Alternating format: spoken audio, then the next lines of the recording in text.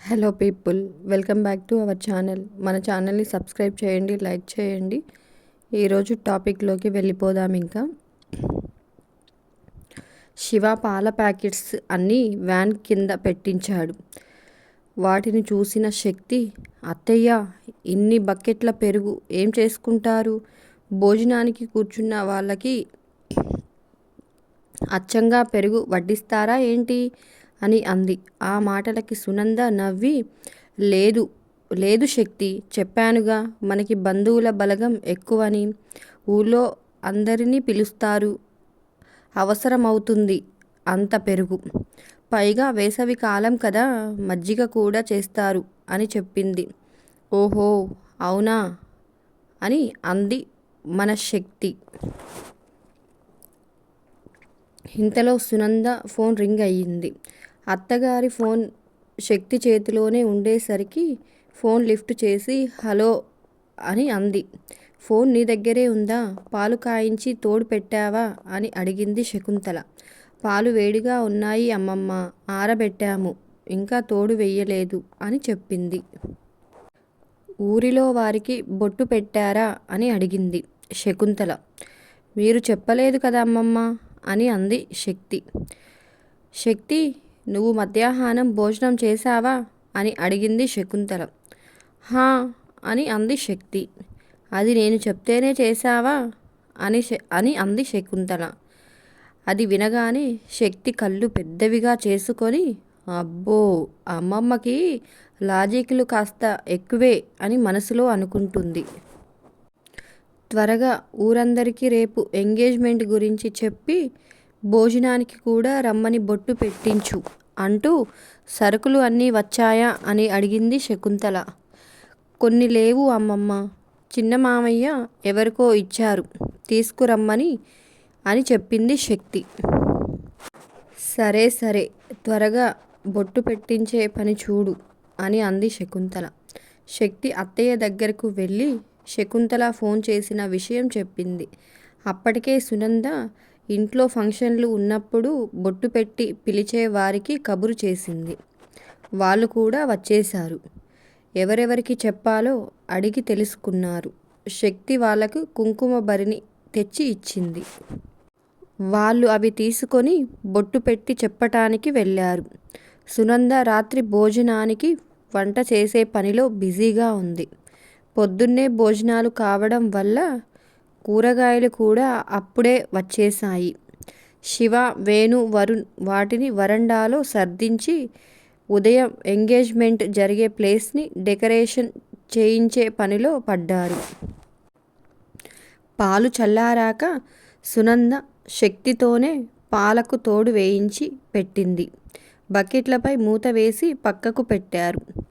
చీకటి పడుతూ ఉండగానే షాపింగ్కి వెళ్ళిన వాళ్ళు కూడా తిరిగి వచ్చారు. ప్రియా ఫంక్షన్కి రెడీ అవ్వడానికి బ్యూటీ పార్లర్కి వెళ్ళడానికి సాయంత్రమే పద్మ వాళ్ళ ఇంటికి వెళ్ళింది. పద్మ శక్తిని కూడా రమ్మని పిలిచింది. కానీ శకుంతల చెప్పిన లిస్టు గుర్తుకు వచ్చి శక్తి రాను అని చెప్పింది. రాధ, సుహాని కూడా పార్లర్కి వెళ్ళి వచ్చారు. అది వినగానే శక్తి బుంగమూతి పెట్టుకుంది.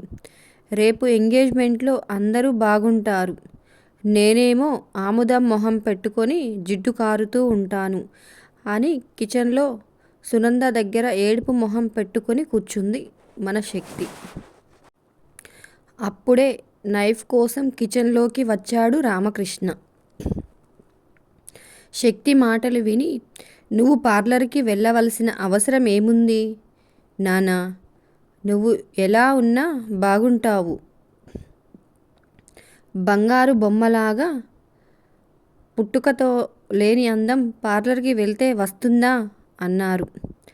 వాటర్ బాటిల్ కోసం కిచెన్లోకి వచ్చిన శివ ఆ మాటలు విని నవ్వుతూ, ఇప్పుడు నువ్వు పార్లర్కి ఎందుకే శివాంగి, నువ్వు మామూలుగా ఉంటేనే నాకు పిచ్చెక్కిస్తావు. పార్లర్కి వెళ్ళి ఇంక నన్ను ఆగం చేయాలి అనుకుంటున్నావా అని అన్నాడు. ఆ మాట వినగానే శక్తి నోరు కప్పలా తెరిచింది. కళ్ళు గిరాగిరా తిప్పింది. నోటి మీద రెండు చేతులు వేసుకుంది. సునంద, రామకృష్ణ శివ మాటలు విని నవ్వుకుంటూ ఏం విననట్లుగా వాళ్ళ పని వాళ్ళు చేసుకుంటున్నారు. రామకృష్ణ బయటకు వెళ్ళగానే శక్తి శివ వైపు చూసి, నీకసలు సిగ్గులేదు శివ అంది కోపంగా. ఇప్పుడు అంత సిగ్గులేని పని నేనేం చేశానే అని అన్నాడు శివ. అత్తయ్య మావయ్య ముందు అలాగేనా మాట్లాడేది అని అంది శక్తి. ఓయ్, అందంగా ఉండే పెళ్ళాన్ని పొగడడం కూడా తప్పేనా? తప్పే. నీ పెళ్ళాన్ని నువ్వు నీ గదిలో పొగుడుకో బంగారు కొండ, మా ముందు కాదు అని శివ చెయ్యి గట్టిగా లాగింది సునంద. మమ్మీ నొప్పి అంటూ గట్టిగా అరిచి సునంద భుజం చుట్టూ చెయ్యి వేసి, నీ ముందు దీన్ని పొగడడానికి కూడా సిగ్గుపడాలా అంటూ శక్తి బుగ్గలను గట్టిగా లాగాడు శివ. అని అరిచి, చూడండి అత్తయ్య ఎంత గట్టిగా లాగుతున్నాడు అని అంది శక్తి. వాళ్ళిద్దరిని చూసి సునంద నవ్వుతూ, దేవుడా, ముందు మీ ఇద్దరు ఇక్కడి నుంచి వెళ్ళండి, నాకు అసలే ఆలస్యం అవుతున్నాయి, పనులన్నీ ఇక్కడే ఉన్నాయి అని స్టవ్ దగ్గరకు వెళ్ళింది. శక్తి మళ్ళీ మొహం వేలాడేసి, అందరూ రెడీ అవుతున్నారు, నేను తప్ప అని అంది. శివ శక్తి 2 చేతులు తీసుకుని, నువ్వు రెడీ అవ్వకపోయినా బాగుంటావే రాక్షసి.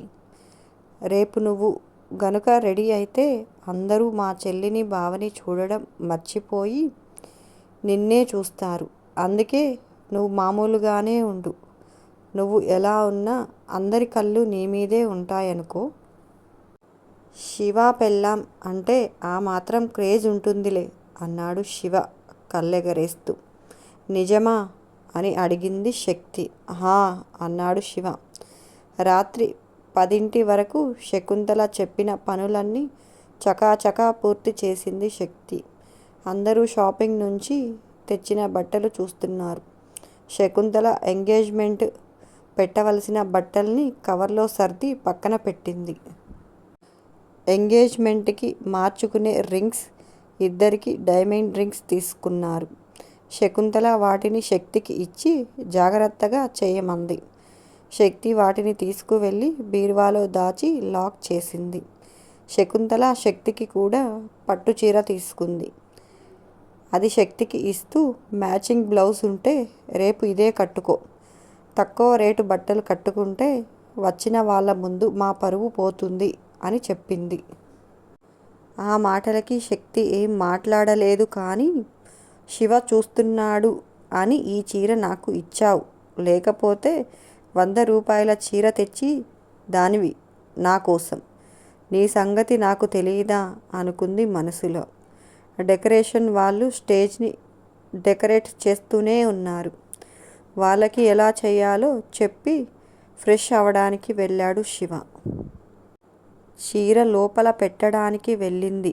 ఇంతలో శివ స్నానం చేసి బయటకు వచ్చి బెడ్ చివర కూర్చొని దీర్ఘంగా ఆలోచిస్తున్న శక్తిని చూసి, ఏంటే అంతలా ఆలోచిస్తున్నావు అని అడిగాడు.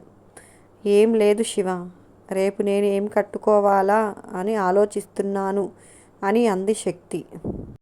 మా మమ్మీని అడగవే, తన సెలక్షన్ బాగుంటుంది అన్నాడు శివ. ఆ మాటలు వినగానే, అత్తయ్య సెలక్షన్ అంత బాగుంటే మరి ఈరోజు మీ నాని ఎందుకు అత్తయ్యని మాట వరసకు కూడా రమ్మని పిలవలేదు అని అడిగింది. మమ్మీ వెళ్తే ఇక్కడి పని అంతా చేయలేక నువ్వు ఏడ్చేదానివి అన్నాడు శివ. ఓహో, నా గురించి ఆలోచించి అత్తయ్యను తీసుకువెళ్ళలేదా అని అంది శక్తి. అలా అని కాదు, ఏం మమ్మీ వెళ్ళకపోతే నువ్వు బతికిపోతావు అని అంటున్నాను అన్నాడు శివ. అంతేగాని అత్తయ్యని నాని చిన్నచూపు చూస్తుంది అని మాత్రం ఒప్పుకోవన్నమాట అని మనసులో గొనుక్కుంది శక్తి. పద భోజనం చేద్దాం, ఇప్పటికే లేట్ అయ్యింది, పొద్దున్నే లేవాలి అన్నాడు శివ. శక్తి బయటకు వచ్చి శివకి భోజనం పెట్టి తను కూడా భోజనం చేసి పాలు కలిపి తీసుకువెళ్ళింది.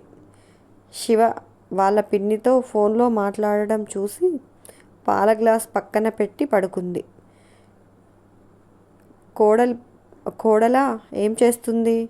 ఈ ఎంగేజ్మెంట్ పనులకి ఒళ్ళు పులిసిపోతుంది పాపం అంటున్నాడు శివ. పద్మ ఎక్కువ పని చేయించకండి అని అంటుంటే, చేయించడం లేదులే అమ్మా, సగం పని నేనే చేస్తున్నాను అన్నాడు శివ.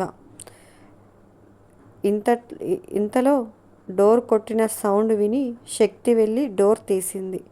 ఎదురుగా సునందని చూసి, అత్తయ్య లోపలికి రండి అని పిలిచింది.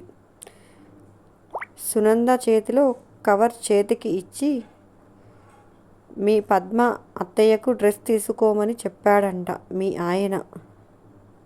మీ మామయ్య గారికి ఇచ్చి పంపించింది అని చెప్పి వెళ్ళిపోయింది. శక్తి శివ వైపు చూసి, ఇప్పుడు డ్రెస్ ఎందుకు శివ, మొన్న అత్తయ్య గారు తెచ్చారుగా అంటూ కవర్ తీసుకుని వెళ్ళి శివ పక్కన కూర్చుంది. శివ ఫోన్ పెట్టేసి, ఓపెన్ చేసి చూడవే ఎలా ఉందో అన్నాడు. శక్తి కవర్లో నుంచి డ్రెస్ తీసి చూసింది. వామ్మో, ఇది నాకంటే ఎక్కువ బరువుందిగా అంటూ, ఇది వేసుకుంటే నేను దీన్ని మోయగలనా అని అంది. పోనీ నన్ను పట్టుకోమంటావా అన్నాడు శివ. ఏం వద్దులే, నా తిప్పలేవో నేనే పడి మోసుకుంటాన్లే అని శక్తి. ఇంతకీ నచ్చిందో లేదో చెప్పలేదు అన్నాడు శివ. నువ్వు ఏం చేసినా పేరు పెట్టడానికి ఉండదు శివ. ఇంకా ఇంతకన్నా ఏం చెప్పను అని అంది శక్తి. అవును, పొద్దున్నుంచి నాతో చేయించుకున్న పనికి ఏదో ఇస్తాను అన్నావు, ఏదే అది అన్నాడు శివ. దేవుడా, నువ్వు ఇంకా ఆ విషయం మర్చిపోయావు అనుకున్నాను. మర్చిపోలేదా? అయినా నా పిచ్చి కాకపోతే నువ్వెందుకు మర్చిపోతావు అనుకుంది శక్తి మనసులో. మాట్లాడవేంటే అన్నాడు శివ. ఏమివ్వాలో నువ్వు అడగలేదుగా శివ అని చెప్పి, అడగాలంటే నాకు గుర్తుండాలి కదే.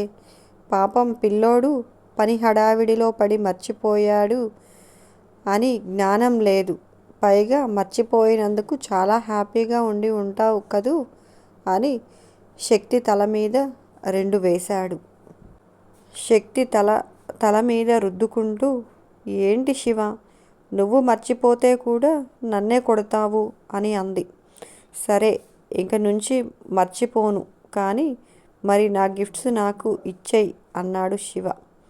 ఏమివ్వాలి అని అడిగింది శక్తి నవ్వుతూ. దగ్గరకు రా చెప్తాను అన్నాడు శివ. ఇక్కడి నుంచి కూడా చెప్పొచ్చు, నా చెవులు బాగానే పనిచేస్తున్నాయి అని అంది శక్తి. అది వినేది కాదే, ఇచ్చేది అంటూ శక్తిని మీదికి లాక్కున్నాడు శివ. లాక్కుంటూనే మొట్టమొదటిసారిగా శక్తి పెదవుల మీద ముద్దు పెట్టాడు శివ. ముద్దు పెట్టగానే శక్తి దూరంగా తోసేసింది. శక్తి అలా తోసేసేసరికి శివకి కోపం వచ్చి మాట్లాడకుండా పడుకున్నాడు. శక్తి సారీ చెప్పినా వినిపించుకోకుండా బ్లాంకెట్ తీసి ముసుగు వేసుకున్నాడు. నువ్వు అలా ముద్దు పెట్టేసరికి నాకు కంగారుగా అనిపించింది శివ, అందుకే తోసేశాను సారీ అంటూ చాలాసేపు బ్రతిమిలాడింది శక్తి.